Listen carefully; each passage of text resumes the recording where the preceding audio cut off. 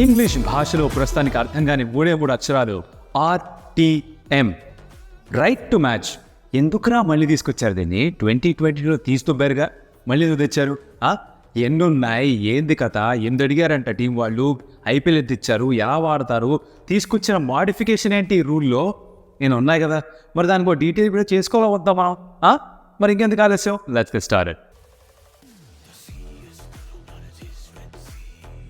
Welcome to స్టంటిల్స్. నా పేరు కౌశిక్ అండ్ ఈ వీడియోలో మాట్లాడుకుందాం రైట్ టు మ్యాచ్ కార్డ్. దీని re-entry into the IPL option for 2025. ఏం మార్పులతో వచ్చింది, ఎన్నున్నాయి, ఏంటి కదా మాట్లాడుకుందాం. ఇప్పుడు ఇవన్నీ ఎందుకు తెలుసుకుంటాం మనం? బేసిక్గా మన ఫ్రెండ్స్ తోటి కాసేపు మనం ఎప్పుడైనా మాట్లాడుకుంటాం వీటి గురించి. ఎక్కడైనా వచ్చిన డిబేట్ వచ్చినా కూడా మనకి ఇన్ఫర్మేషన్ తెలిసి ఉండాలిగా. మన ఇన్ఫర్మేషన్ తెలియాలి అంటే మన దగ్గర నాలెడ్జ్ ఉండాలిగా. ఆ నాలెడ్జ్ ఇచ్చే ప్రయత్నం ఇదన్నమాట.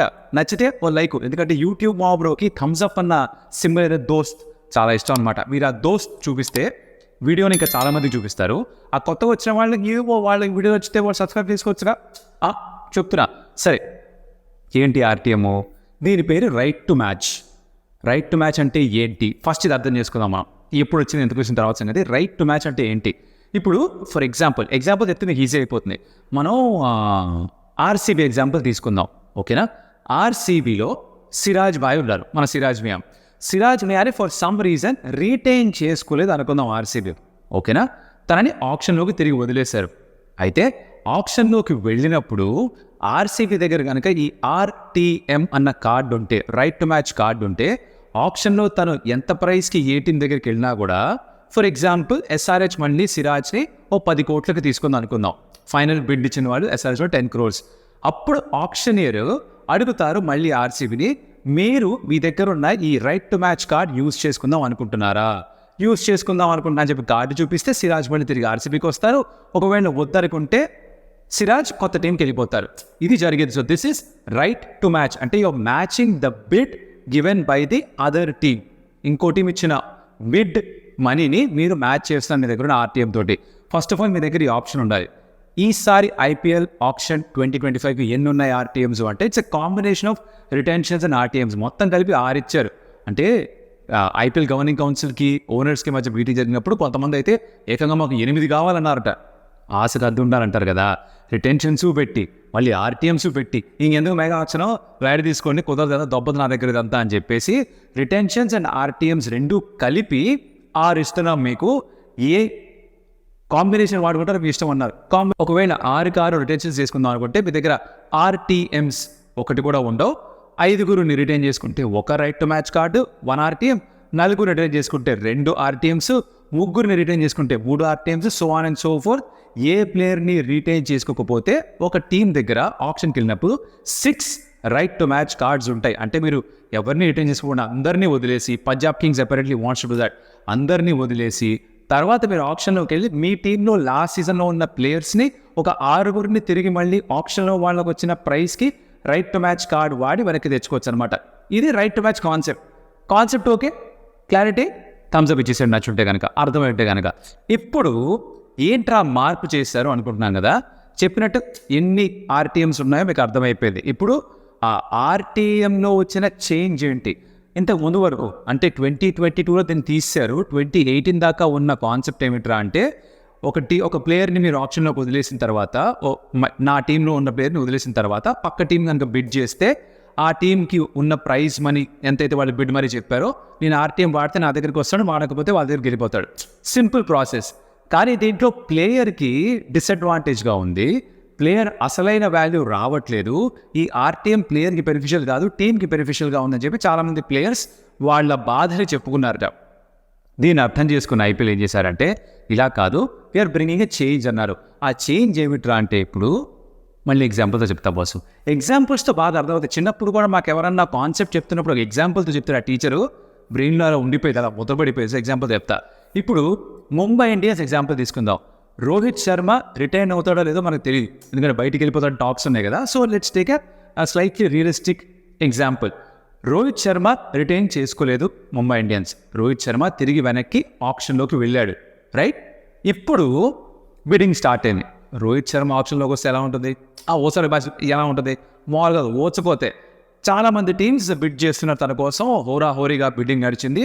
చివరికి పంజాబ్ కింగ్స్ మాకు కెప్టెన్ కావాలి, రోహిత్ శర్మ అంటే పేరు వస్తే మాకు బ్రాండ్ వాల్యూ పెరుగుతుందని చెప్పేసి ఒక 24 కోట్ల దాకా బిడ్ చేసి that's the team that stood out. ఈ టైం మొత్తం అంతా ఎంఐ సైలెంట్గా ఉంటారు, బికాస్ వాళ్ళ దగ్గర నుంచి వెళ్ళిపోయిన ప్లేయర్ కాబట్టి వాళ్ళు ఆప్షన్లో పార్టిసిపేట్ చేయరు. మిగతా టీమ్స్ అందరూ కూడా బిడ్ చేస్తారు. దాంట్లో పంజాబ్ కింగ్స్ 24 crores దాకా వచ్చారు. They are the team which is bidding the highest. Okay, ఇక్కడ ఆప్షనర్ ఇచ్చారు ఆ ప్లేయర్ని పంజాబ్ కింగ్స్కి. ఆప్షనర్ ఏం చేస్తారంటే, బికాజ్ ఈ ప్లేయర్ గతంలో లాస్ట్ సీజన్ వరకు ఎంఐకి ఆడారు కాబట్టి ఎంఐ వైపు చూసి మీకు రోహిత్ శర్మ కావాలి అంటే మీ ఆర్టీఎం కార్డ్ వాళ్ళ దగ్గర ఉంటే కనుక, అఫ్ కోర్స్ ఆ కార్డ్ వాళ్ళ దగ్గర ఉంటే ఆప్షన్ యూజ్ చేసే ఆప్షన్ అడుగుతారు ఎంఐని, మీరు RTM right to match exercise చేద్దాం అనుకుంటున్నారా, ఉపయోగిస్తారా అని. ఇప్పుడు ఎంఐ కనుక ఎస్ నేను ఆర్టీఎం ఉపయోగిస్తాను అంటే కనుక అప్పుడు ఏం చేయాలి నెక్స్ట్? ఒరిజినల్గా అయితే ఎంఐకి ఇచ్చేయాలి, కానీ ఇప్పుడు మార్చారు. ఇప్పుడు ఆప్షనర్ ఏమంటారంటే, ఓకే ఎంఐకి ఇంట్రెస్ట్ ఉంది, ఆర్టీఎం వాడతారట, కాకపోతే ఇంతసేపు ఆప్షన్లో ఇంత గట్టిగా బిడ్ చేసిన పంజాబ్ కింగ్స్ మీరు ఇంకొకసారి I'm giving you one last chance, ఉన్న బిడ్ ప్రైస్ని బిడ్ అమౌంట్ని ఇంకొంచెం ఏమన్నా పెంచుదాం అనుకుంటున్నారా రోహిత్ శర్మని మీ దగ్గర అట్టి పెట్టుకోవడానికి, మీరు సొంతం చేసుకోవడానికి అడుగుతారు. ఒకవేళ పంజాబ్ కింగ్స్ అవును మాకు రోహిత్ శర్మ కావాల్సిందే అని 24 crores కాస్త 27 crores మార్చారు. 3 కోట్లు యాడ్ చేసి వాళ్ళ అంచనా ప్రకారంగా 27 crores ఖర్చు పెట్టచ్చని 27 crores అని చెప్పారు. సో ఈ ఆప్షన్ని హైయెస్ట్ బిడ్డింగ్ టీమ్కి 1 time ఇస్తారనమాట ఇప్పుడు before RTM is exercise. So ఇప్పుడు Punjab Kings 27 crores okay boss అంటే 27 crores వరకు వెళ్తున్నా అని చెప్పిన తర్వాత తిరిగి ఆప్షనర్ మళ్ళీ వచ్చి ఎంఐని అడుగుతారు, ఎంఐ 27 crores రేజ్ చేస్తున్నారు వాళ్ళ బిడ్ని, దీన్ని కూడా మ్యాచ్ చేస్తావా? ఎంఐ కనుక 27 crores కూడా నాకు రోహిత్ శర్మ కావాలి అనుకుంటే వాళ్ళు వాళ్ళ ఆర్టీఎం కార్డ్ చూపించి ఆ ఆప్షన్ని ఎక్సర్సైజ్ చేస్తారు. అప్పుడు రోహిత్ శర్మని తిరిగి మళ్ళీ ఎంఐకి ఇస్తారు, రైట్? ఒకవేళ ఈ సిచ్యువేషన్లో ఎంఐ కనుక నాకు ఆర్టీఎం కార్డ్ యూజ్ చేయాలని లేదు, 27 crores is way out of our budget, మా ప్లాన్స్లో ఫిట్ కాదని చెప్పి వాళ్ళు మేము చెయ్యము అంటే 27 కోట్లకి రోహిత్ శర్మ పంజాబ్ కింగ్స్ టీంకి వెళ్ళిపోతాడనమాట. సో ఇది ఒకసారి చేస్తారు, అంటే ఒక ఫైనల్ బిడ్ వచ్చిన తర్వాత ఆర్టీఎం యూజ్ చేస్తారా అనే టీంని అడిగి, ఒకవేళ వాళ్ళు చేస్తా అంటే కనుక తిరిగి మళ్ళీ ఇంకొకసారి బిడ్ చేసే ఆప్షన్ ఆ హైయెస్ట్ బిడ్డింగ్ టీంకి ఇచ్చి అక్కడ చూస్తారు. ఇప్పుడు 2 సార్లు యూజ్ చేశాడు కాబట్టి ఆర్టీఎం ఎంఐ 2 కార్డ్స్ వేస్ట్ అయిపోవు, ఒక ప్లేయర్కి ఒక ఆర్టీఎం వేస్తుంది, 2 సార్లు చేసినా కూడా ఒక ఆర్టీఎంఐ ఖర్చు అవుతుంది అనమాట. ఇది బేసిక్గా వచ్చిన మార్పు. దీంతో ఎందుకు తీసుకొచ్చారు అంటే కనుక ప్లేయర్కి ఫెయిర్ వాల్యూ వస్తుందని. అంటే వాళ్ళు ఆప్షన్లోకి వచ్చిన తర్వాత ఒక 24 కోట్లు ఫర్ ఎగ్జాంపుల్ ఇక్కడ అనుకున్నాను 24 crores మాత్రమే అంటే బహుశా ఈ ఆర్టీఎం ఆప్షన్ లేకపోతే ఇంకొంచెం బిడ్ చేసేవాళ్ళేమో, ఆర్ పంజాబ్ కింగ్స్ కూడా ఎంత కష్టపడి బిడ్ చేసిన మాకు ఇచ్చేసి ఉండాలనుకుంటారు కదా. లేదు ఆర్టీఎం వాడు తీసేసుకుంటే పంజాబ్ కింగ్స్ అనుకుంటారు, ఈ అమ్మ జీవితం ఇంతసేపు బిడ్ చేసింది వేస్టా, దీనికోసం వాడు ఆర్టీఎంలో మళ్ళీ తనికెళ్ళిపోవడానిక ఎందుకు ఇది అనుకుంటారు కదా. అందుకని ప్లేయర్కి బెనిఫిట్ ఉండాలి, అంతసేపు ఆప్షన్లో పార్టిసిపేట్ చేసిన టీముకి కూడా ఇంకొక అవకాశం ఇవ్వాలని చెప్పేసి రూల్లో ఈ మార్పు తీసుకొచ్చారు. ఇది భయ్యా matter. This is right to match మార్పు. అర్థమైపోయిందా? క్లారిటీ వచ్చేసిందా? భయ్యా అసలు రోహిత్ శర్మకి ఎంఐకి తిరిగి వెళ్ళడం ఇష్టమే లేకపోతే ఇక్కడ ఆర్టీఎం వాడితే బై ఫోర్స్ వెళ్ళాలా అంటే ముందుగానే మాట్లాడుకుంటారు. ఎంఐ అండ్ రోహిత్ శర్మ ముందుగానే మాట్లాడుకొని, బాసు మేము నీకోసం ఆర్టీఎం వాడదాం అనుకుంటున్నావు, నీకు ఇంట్రెస్ట్ ఉందా అని అడుగుతారు. ఒకవేళ రోహిత్ శర్మ కూడా ఎస్ బాస్ నాకు ఇంట్రెస్ట్ ఉంది, వెనక్కి వచ్చేస్తాను నేను ఆర్టీఎం వాడితే అని చెప్తే అప్పుడే వాడతారు. ప్లేయర్కి ఇష్టం లేకుండా యూజువల్గా ఆర్టీఎం వాడరు. అంటే మాకు నచ్చని మనిషితో మా ఎదుగు రిలేషన్ పెట్టుకుంటాం. సో ఫర్ ఎగ్జాంపుల్ ఇక్కడ రోహిత్ శర్మ కనుక నాకు ఎంఐలో ఇంకా ఉండాలని లేదు అని ఫిక్స్ అయిపోతే మేనేజ్మెంట్ చెప్పేస్తారు, ఆప్షన్లోకి వదిలేస్తారు, తన కోసం ఆర్టీఎం వాడరు. సో బై ఫోర్స్ ఒక ప్లేయర్ తెచ్చుకోలేరు మీరు. ఆ ప్లేయర్కి ఇష్టం ఉంటేనే తను అంగీకరిస్తేనే ఈ ఆర్టీఎం కూడా వాడగలరు అన్నమాట. అమ్మయ్య ఇది భయ్యా మ్యాటరు. అర్థమై ఉంటే ఎస్ అర్థమైంది భయ్యో అని చెప్పండి. నెక్స్ట్ మీ ఫ్రెండ్స్ తోటి ఎప్పుడైతే ఈ ఆర్టీఎం గురించి డిస్కషనో డిబేటో వస్తే ఈ పాయింట్స్ అన్నీ వాడేసి అలా ఎక్స్ప్లెయిన్ చేయాలి. మరి ఎట్లా మనతోటి ఆ మాత్రం ఉండాలన్నమాట, ఆ మాత్రం క్లారిటీ, ఆ మాత్రం డీటెయిల్ పాయింట్ టు పాయింట్ చెప్పగలిగిన నాలెడ్జ్ మన దగ్గరికి రావాలి. అందుకనే మనం స్టంప్ టేల్స్ చూసేది. నచ్చుంటే వీడియో ఓ లైక్, నాలెడ్జ్ వచ్చింది వాల్యూ కాస్త యాడ్ అనిపిస్తే ఒక లైక్, అండ్ అలాగే ఒక కమెంట్ యాడ్ చేయండి about what you think about this change the rule of RTM.